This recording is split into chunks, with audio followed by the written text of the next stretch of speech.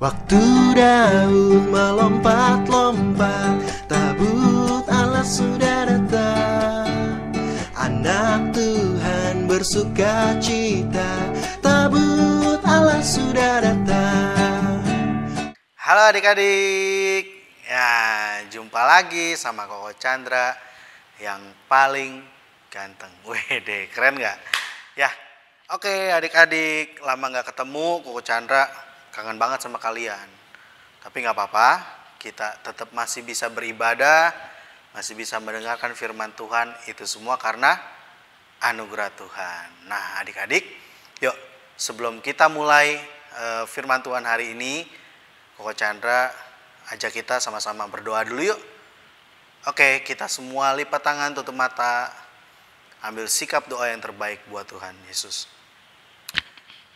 Tuhan Yesus, terima kasih buat kasih setiamu dalam hidup kami Tuhan.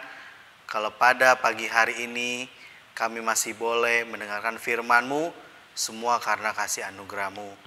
Dan sebentar kiranya Tuhan Kau yang mau memimpin hati kami, sehingga setiap apa yang kami dengar boleh kami terapkan dalam kehidupan kami sehari-hari, dan semuanya boleh menjadi berkat untuk setiap orang. Terima kasih Tuhan Yesus, kami serahkan kehidupan kami ke dalam tangan-Mu, firman Tuhan hari ini, dalam nama Tuhan Yesus Kristus. Haleluya, amin. Ya, adik-adik, pada pagi hari ini, tema firman Tuhan kita adalah tetap bersukacita walaupun dihina atau diejek. Nah, adik-adik, di Alkitab juga ada seorang raja, kisah seorang raja yang diejek atau diolok-olok sama istrinya sendiri. Kalian tahu nggak raja siapa? Nih, Koko kasih tahu ciri-cirinya. Dia itu suka menari, suka menyanyi, suka bikin lagu, ya kan? Seneng. Nah, betul, keren kalian. Raja Daud. Nah, Raja Daud ini, dia ini suka banget menari-nari. Suatu ketika dia mau memindahkan tabut Tuhan dari rumah Obed-Edom ke kota Daud di Israel. Di perjalanan ketika bawa-bawa tabut Tuhan, dia itu sambil menari, ya kan? Apalagi pas nyampe di Israel, dia menari sambil melompat-lompat. Bayangin adik-adik, ya, istrinya pada waktu itu pasti sebenarnya sih malu ya ngelihat suaminya nari-nari. Secara dia itu seorang raja. Kalian tahu ya, raja itu adalah orang nomor satu di bangsa itu.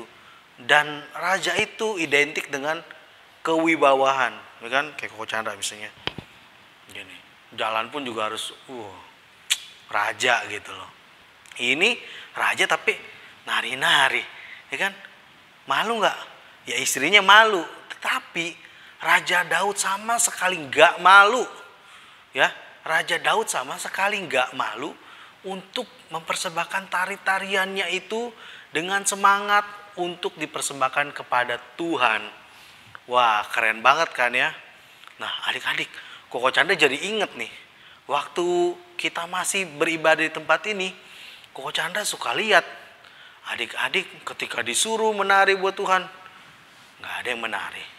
Disuruh tepuk tangan pun kadang begini-begini doang, ya. Nah, jadi kita itu sebagai anak Tuhan jangan pernah malu-malu adik-adik. Adik-adik, Koko yakin ya, semua dari kita di sini pasti pernah ngerasain namanya dihina. Tahu dihina? Diejek. Tahu kan diejek? Nah, kayak misalnya, dasar gendut. Hah? Wah, Koko Chandra tersinggung.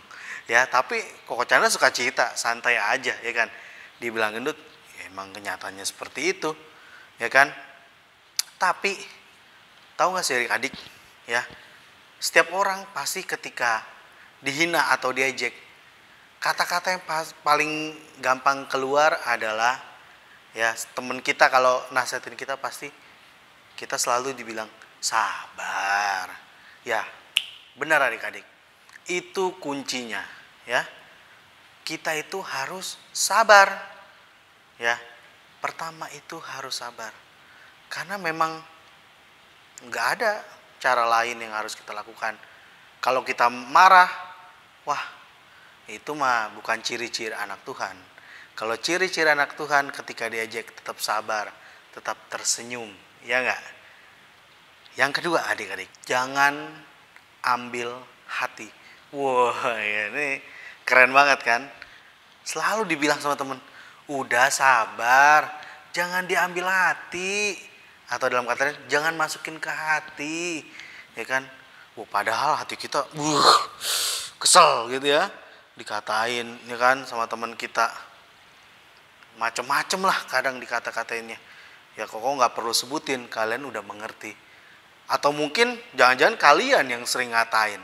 Wah, itu juga gak boleh banget ya. Gak boleh kita ngata-ngatain orang. Karena apa ya? Kalau kita dikatain kadang kita sakit. Tapi kadang kita sering ngatain orang. Coba posisikan kita di orang itu. Ketika kita diejek, sakit hati kan? Jadi pepatah katakan, jangan mencubit kalau kalian tidak mau dicubit. Oke adik-adik, paham ya sampai di sini? Jangan pernah mencubit kalau kalian tidak mau dicubit. Itu kuncinya. Ya, yang ketiga, sebelum yang ketiga nih, Koko Chandra mau cerita dulu. Suatu hari ada seekor kancil.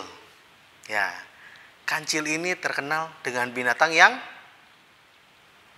cerdik, betul. Ya, kancil ini adalah terkenal dengan binatang yang cerdik. Suatu kali si kancil ini sedang jalan-jalan di hutan dan dia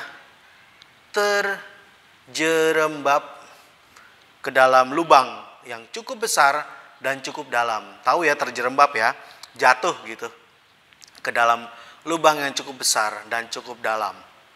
Wah, dia jatuh, dia tolong. Ternyata adik-adik, dia lagi terkena jebakan pemburu. Ya, terkena jebakan pemburu. Nah, waktu itu si kancil teriak tolong. Nggak ada yang mendengar. Tetapi ada seekor harimau tiba-tiba datang. Waduh, ini diburu kagak ya kan? Disamperin sama harimau. Sama aja, namanya keluar dari lubang buaya masuk ke lubang harimau ya kan? Sama aja jadi untuk ujung-ujungnya. Tapi ini di kisah ini kancilnya ceritanya bisa ngomong ya, namanya juga dongeng ya kan? Si kancil ini teriak tolong. Akhirnya ada harimau di atas. Akhirnya kamu jatuh di situ dan saya akan memangsa kamu. Wah, si kancil ini terkenal cerdik ya kan. Dia bilang, harimau, kamu boleh mangsa aku, ya. Tetapi aku gak bisa keluar dari sini. Kalau kamu turun ke bawah, kamu juga pasti akan sama terjebak seperti aku. Hahaha. Biarin aja, kata harimau. Aku akan coba kubur kamu hidup-hidup dulu, kata dia gitu. Akhirnya si kancil pikir, ting, wah, benar harimau. Lebih baik aku mati dikubur hidup-hidup daripada aku dimakan sama kamu. Ya, akhirnya harimau mulai menjatuhkan tanah atau pasir yang ada di sekitar lubang itu ke dalam lubang itu. Ngerti adik-adik ya? Dimasukin setiap tanah atau pasir yang masuk ke dalam lubang itu, kancil jadikan sebagai pijakan. Tahu ya pijakannya? Jadi kancil bisa semakin tinggi. Dan akhirnya si kancil bisa kabur dari si harimau. Nah, apa yang bisa kita ambil dari kisah ini adik-adik? Nah, kisah ini bercerita tentang ketika kita diejek. Ya, ejekan itu seolah-olah tadi digambarkan sebagai tanah yang dikuburkan, yang diuruk ya ke dalam lubang. Ketika kita diejek, jadikan itu sebagai suatu motivasi dalam hidup kita. Jadi ketika kita diejek, dasar lu gak bisa hitung-hitungan matematikanya kok kurang banget gitu ya. Nah itu suatu motivasi buat kita. Untuk apa? Untuk belajar lebih giat lagi ya. Jadi ketika besok kita udah mengerti, teman kita yang mengejek kita bakalan tercengang. Kok bisa sih dia? Kemarin perasaan dia kagak bisa. Nah, seperti itu adik-adik. Jadi jangan pernah lemah karena ejekan. Karena ejekan itu bisa menjadikan kita pribadi yang lebih hebat lagi, ya. Jadi jangan pernah lemah. Justru kita harus jadi semakin kuat kalau kita diejek, ya. Oke, adik-adik. Nah, Koko Chandra mau ajak kita sama-sama membaca ayat Alkitab kita, Filipi 14 ayat 17. Ya, sama-sama kita baca ya dalam hitungan ketiga, oke? Ya. Kita baca sama-sama. 1, 2, 3. Siapa lekas naik darah berlaku bodoh. Tetapi orang yang bijaksana bersabar. Ya, adik-adik, ingat sekali lagi. Siapa lekas naik darah berlaku bodoh. Tetapi orang yang bijaksana bersabar. Nah, adik-adik mau jadi orang yang bijaksana atau orang yang bodoh? Koko harap semua dan Koko yakin semua pasti milih mau menjadi orang yang bijaksana. Orang bijaksana itu orang yang bersabar, ya kan? Kalau cepat marah, itu dikatakan tadi orang yang bodoh. Oke, adik-adik? Deal ya? Jadi jangan pernah pertama ya, jangan pernah marah kalau dikatain atau diejek sama orang. Ya. Tetapi yang pertama kuncinya adalah sabar. Yang kedua, jangan dimasukkan ke dalam hati. Dan yang terakhir, ketiga, jadikan ejekan itu sebagai motivasi untuk kita bisa lebih giat lagi ya, untuk kita bisa membuktikan bahwa kita mampu. Oke? Adik-adik? Nah, sampai di sini dulu nih firman Tuhan hari ini. Yuk, sama-sama kita mau ambil sikap doa yang terbaik di hadapan Tuhan. Kita berdoa. Tuhan Yesus, terima kasih kalau pada hari ini kami telah mendengarkan firman-Mu. Dan biarlah firman-Mu yang telah kami dengar boleh menjadi kekuatan, boleh menjadi teguran bagi kami.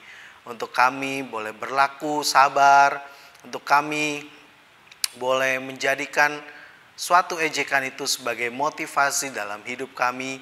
Kami boleh menjadi pribadi yang lebih baik lagi. Terima kasih Tuhan Yesus. Berkati orang tua kami dalam pekerjaan mereka. Engkau yang selalu buat berhasil dalam kesehatan mereka. Kami semua sekeluarga dalam perlindungan Engkau ya Bapa. Terima kasih Tuhan. Kami serahkan kehidupan kami dan firman Tuhan ini dalam tangan-Mu. Dalam nama Tuhan Yesus Kristus. Haleluya. Amin. Oke adik-adik. Sekali lagi. Jangan pernah mengejek orang. Dan jangan pernah marah kalau diejek. Oke ya. Sampai jumpa minggu depan. Bye-bye.